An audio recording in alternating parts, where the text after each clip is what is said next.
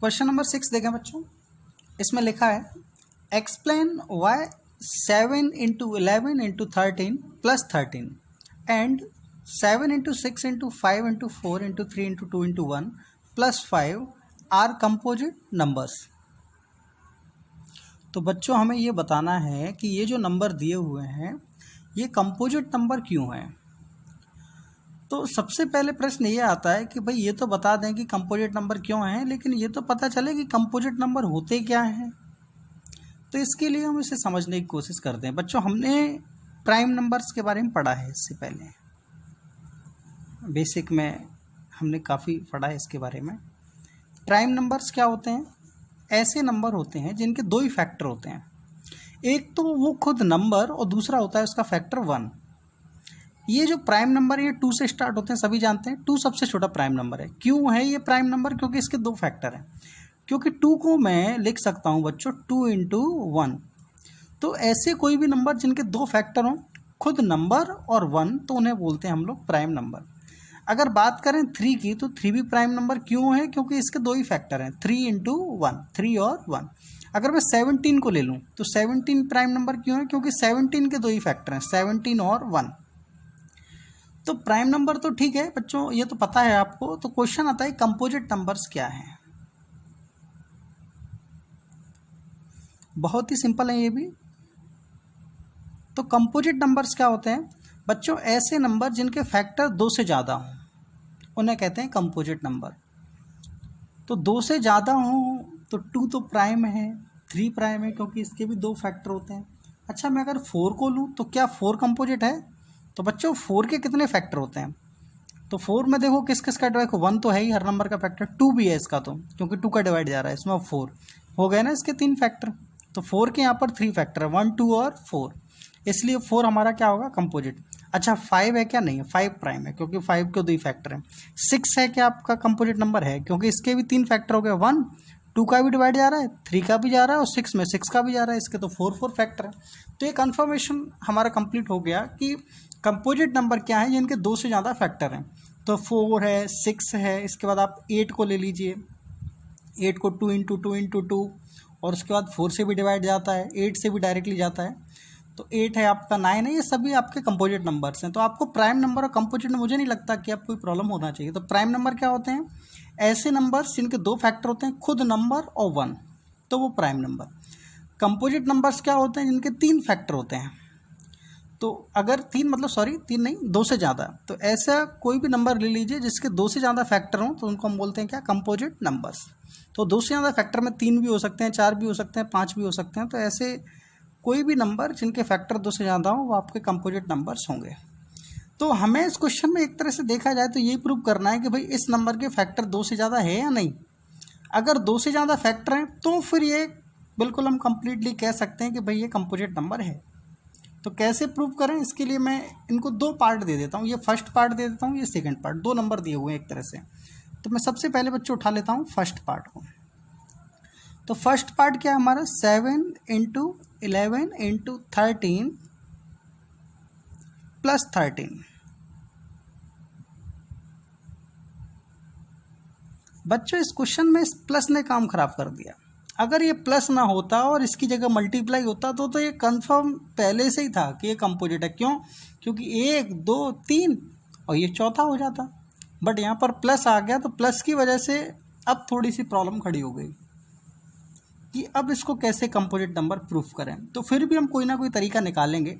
तो यहाँ तो एक तरीका ये कहता है कि आप पहले इसको एक नंबर में बदल दो, पूरी तरह से एक सिंपल नंबर में, और उसके बाद उसके फैक्टर कर दो। लेकिन वो मुझे लगता है थोड़ा सा लेंथी होगा और ज़माना थोड़ा शॉर्टकट का है और नंबर भी हमें अच्छे चाहिए। तो तरीका ऐसा अपनाओ जो दिखने में भी अच्छा लगे। तो 7 इंटू 11 इंटू 13 प्लस 13 लिखा हुआ है। बच्चों प्लस के एक तरफ वाला नंबर ये है, दूसरी तरफ वाला नंबर ये है। आप सभी जानते हो हम कोई भी नंबर अगर कुछ कॉमन लेना चाहते हैं तो कब लेते हैं? जब बीच में प्लस और माइनस हो। मल्टीप्लाई डिवाइड में आपने कभी कॉमन लेते हुए नहीं देखा होगा। तो यहाँ पर प्लस आ रहा है तो मैं कॉमन ले सकता हूँ। क्या कॉमन आ रहा है? इधर भी 13 है आपका और यहाँ भी क्या लिखा है आपका? 13। तो 13 कॉमन आ रहा है।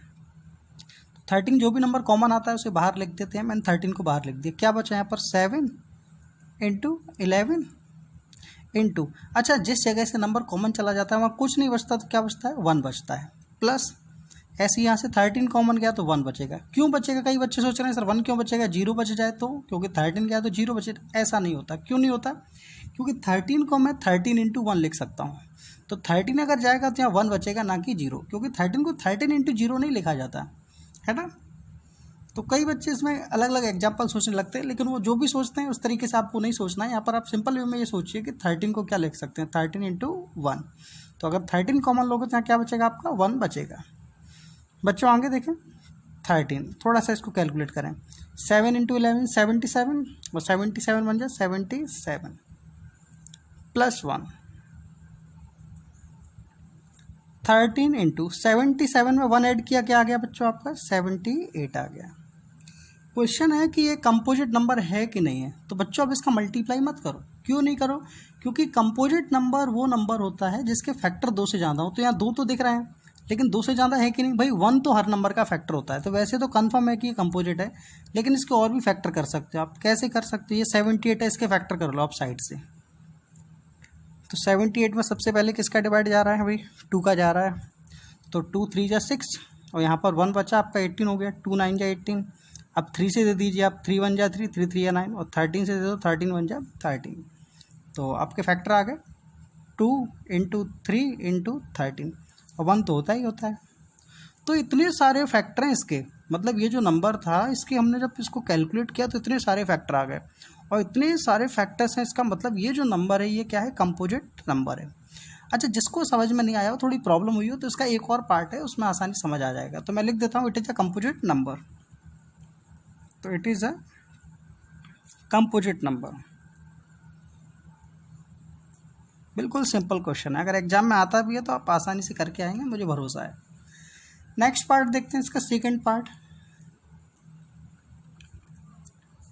7 इंटू 6 इंटू 5 इंटू 4 3 2 1 और प्लस 5, ये नंबर आपको दिया हुआ है। क्वेश्चन एक ही आपसे कि बताएं भाई ये कंपोजिट नंबर है या फिर नहीं है। प्रॉब्लम फिर से वो, यहाँ पर क्या आ गया, +5। तो समाधान हमारे पास है। क्या समाधान है फिर से देखते हैं। पहले मैं इस क्वेश्चन को ही लिख देता हूँ एक बार और। ये एग्जाम में कैलकुलेशन का पैटर्न भी रहता है जो मैं लिख रहा हूँ, उसी पैटर्न से आप एग्जाम में कर सकते हो। तो भाई यहाँ भी 5 है और यहाँ भी 5 है, इसका मतलब 5 क्या आ जाएगा आपका कॉमन। मैंने भी बताया था बीच में प्लस आता है, तो अगर कोई नंबर आप कुछ कॉमन आ रहा है तो आप कॉमन ले सकते हैं। तो मेरा 5 कॉमन आ रहा है, मैं 5 को कॉमन ले रहा हूँ। तो 7 इंटू 6 इंटू 5 की जगह चाहो 1 लिख सकते हो, ना भी लिखो तो कोई दिक्कत नहीं, क्योंकि 5 कॉमन गया, काफ़ी सारे पहले से ही हमारे पास नंबर लिखे हुए हैं। तो इंटू 4 3 2 1 और प्लस, इस ब्रैकेट को सॉरी, प्लस 5 कॉमन गया तो यहाँ क्या बचेगा 1। अब ब्रैकेट क्लोज कर दो, है ना। तो 5 कॉमन ले लिए, यहाँ से भी, तो 5 यहाँ से हट गया, 5 यहाँ से भी हट गया, इसकी जगह क्या आ गया 1 आ गया। अब इसको कैलकुलेट कर लेते हैं।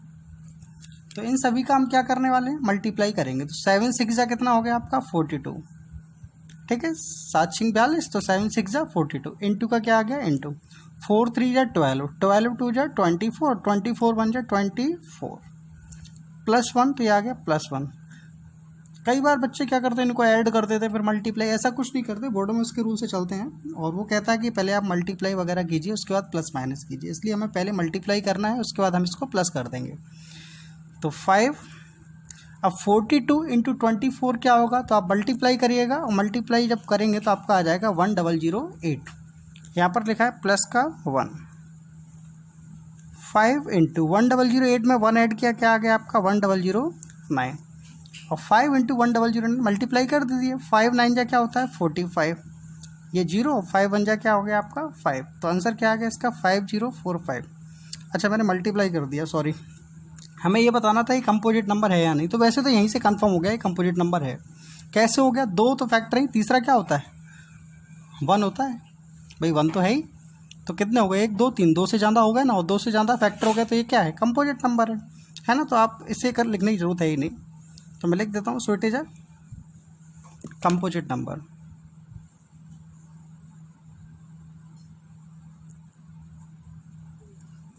है ना। तो कंपोजिट नंबर क्या होते हैं, जिनके फैक्टर 3 हो। तो यहाँ पर अब पता चल गया हमको फैक्टर्स के बारे में, इसके 3 फैक्टर आ गए, इसलिए क्या है, ये कंपोजिट नंबर है।